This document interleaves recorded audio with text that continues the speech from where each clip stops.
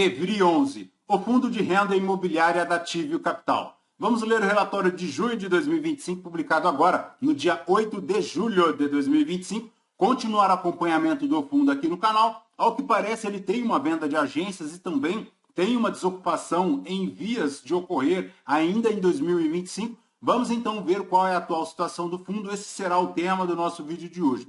Como já sabemos, ele não há taxa de performance, a cota patrimonial a R$ 104,05, valor patrimonial de 1.666 bilhões, 59 ativos na sua carteira, hoje um P sobre VP de 0,91, a última distribuição R$ 1,03, fazendo um yield mensal de 1,09, ainda acima de 1% ao mês. Na data que eu gravo aqui com vocês, o TEVRI11 cota R$ 93,25, fazendo um P sobre VP de 0,92, uma variação positiva nos últimos 12 meses de 5,86%. Em dezembro de 2024, a cotação chegou aos R$ 74,30. Desde então, busca uma recuperação aí no mercado secundário. Como comentamos, a última distribuição, R$ 1,03, será paga agora, no dia 14 de julho de 2025, fazendo um dividend yield mensal de 1,09, anual de 12,88%. Se o cotista tivesse investido R$ 1.000 há 2 anos em TEVRI11, teria hoje R$ 1.224,10, já considerando o reinvestimento dos dividendos. O fundo, segundo o investidor 10, supera em pequena medida o CDI, o que é excelente, dando uma rentabilidade no período de 22,41%, enquanto o CDI rendeu 21,12%, o IPCA 8,62%, o Ibovespa 19,53% e o IFIX 9,54%. Então, ponto positivo é a rentabilidade do TEVRI11. Voltando aqui para o relatório, a gestão comenta que a rentabilidade do fundo em junho foi de 3%, superando em 2,4 pontos a rentabilidade do IFIX, com uma liquidez na B3 de 2 milhões e 100, esta que também explodiu 162% acima da média dos últimos meses. A gestão comenta que o fundo gerou R$ 1,03 por cota de distribuição, enquanto o resultado total do fundo foi de apenas 96 centavos por cota, e também houve a reavaliação dos ativos, superando em 2,76% ao último valor contábil dos referidos imóveis, uma variação positiva de 2,5% na cota patrimonial do fundo, que agora encerra em R$ 104,05.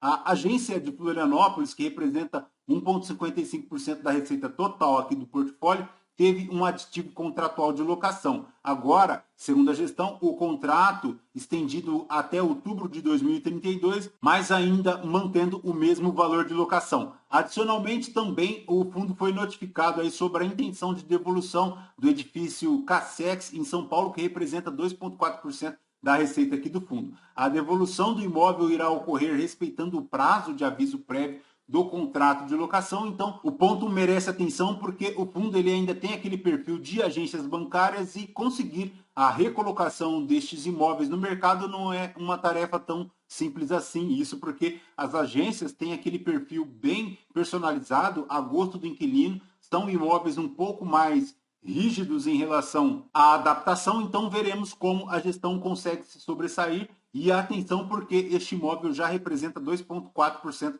da receita aqui do fundo. Em relação ao destravamento aqui de lucros, a gestão comenta um ponto positivo também, que foi a venda da agência Maringá, no Paraná, no valor de 24 milhões, gerando um resultado não recorrente de 9 centavos por cota, 37% acima do valor patrimonial. Com isso, a gestão já comenta aqui que foram realizadas 6 vendas, num total de 131 milhões, 41% acima do preço de patrimônio líquido, gerando um resultado não recorrente de R$ 2,39 por cota. Em relação à DRE do fundo, ele fez R$ 1,04 por cota de receitas subtraídas das despesas, chegando a um resultado recorrente de 96 centavos, consumindo 7 centavos da reserva. Em relação às vendas realizadas aqui no mês de abril para a agência Catedral e também Ponta Grossa, a gestão comenta que elas gerarão um resultado total não recorrente de 8 centavos por cota, a ser reconhecido ao longo do próximo recebimento. Conforme comentamos, ele gerou 96 centavos por cota, distribuiu R$ 1,03, consumindo 7 centavos da reserva. A rentabilidade do fundo foi de 3% agora no mês de junho de 2025, enquanto o IFIX foi de 0,6% e o CDI líquido de 0,9%. Como comentamos aqui no relatório, batendo com o gráfico do investidor 10, o TEVRI 11, superando em pequena medida a rentabilidade do CDI, então ponto positivo é a rentabilidade aqui do fundo. Em relação ao volume de negociação diária, segue lá na casa de 2 milhões e 100,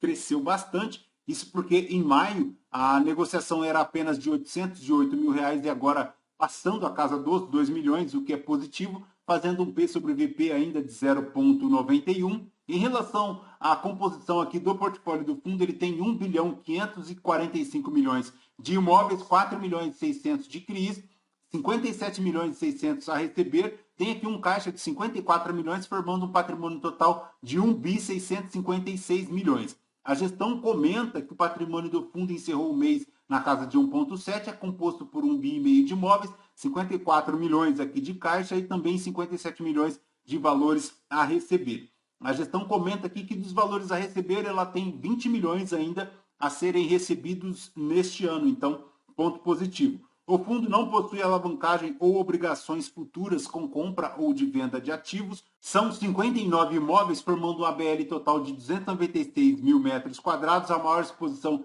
está aqui para São Paulo, 38%. Ele tem um misto de renda urbana, lajes corporativas e lajes corporativas mais renda urbana, 34% respectivamente. Em relação à notificação lá da locação do edifício Cassex, a gestão comenta que foi notificada agora em junho e representa um total aqui de 2,4% da receita do fundo. O locatário vai cumprir o prazo de aviso e a gestão já está atuando aí para buscar novos ocupantes para esse imóvel, assim como para outras vacâncias do portfólio. Então, hoje o portfólio se encontra 97% ocupado, formando R$ 55,90 de aluguel por metro quadrado, mas atenção porque é bem provável que virá aí uma queda em relação às receitas do fundo, porque tem 2,4% de receitas que serão devolvidas aqui pelo Banco do Brasil com a devolução do edifício Cassex. Em relação aos contratos de locação, como comentamos, a agência Florianópolis, 1,55% das receitas, o contrato foi estendido até 2032, há aí uma multa equivalente a 9 aluguéis proporcionais ao prazo remanescente dos contratos. Ele tem 98% dos contratos vencendo só em 2027, 89% de reajustes agora em novembro de 2025, 100% dos contratos típicos, 100% deles alocados aqui ao IPCA. Em relação às vendas, é aquilo que já comentamos, ele destravou R$ 2,39 por cota de lucros, dos quais R$ 1,37 serão recebidos nos próximos semestres. Foram as vendas da agência Ponta Grossa, como comentamos, da agência Catedral Sorocaba, no valor de 6 milhões, da agência Ponta Grossa foi um valor total aqui de 14 milhões e 500 mil reais, e também a venda da agência Maringá no total de 24 milhões, 5 parcelas, 37% acima do valor patrimonial, o que representa um cap rate de 8,2%. O fundo segue aplicando os 50 milhões para modernização e manutenção da qualidade do portfólio, tendo 52% de todo esse investimento realizado aqui com obras de modernização de climatização, e a agência Cassex, localizada lá na rua São Bento, 483, lá no centro de São Paulo, formando um total de 7.100 metros quadrados de ABL, 2,4% da receita aqui do fundo. O contrato que tem um fim agora para novembro de 2027, mas o fundo cumprirá aí a integralidade. Até novembro de 2027 o fundo consegue receber as multas, mas o fato é que o imóvel já será devolvido pelo Banco do Brasil. Em relação às regularizações, ponto positivo aqui também, porque agora em 2025 ele concluiu a regularização de mais 2 matrículas, chegando ao total agora de 51 imóveis, de um total de 59. Tem aí pendente ainda 8 imóveis de regularização, mas o fundo segue bastante tranquilo e confiante porque o inquilino é uma instituição renomada e de boa-fé e a gestão entende que não existe risco por perda patrimonial para o fundo.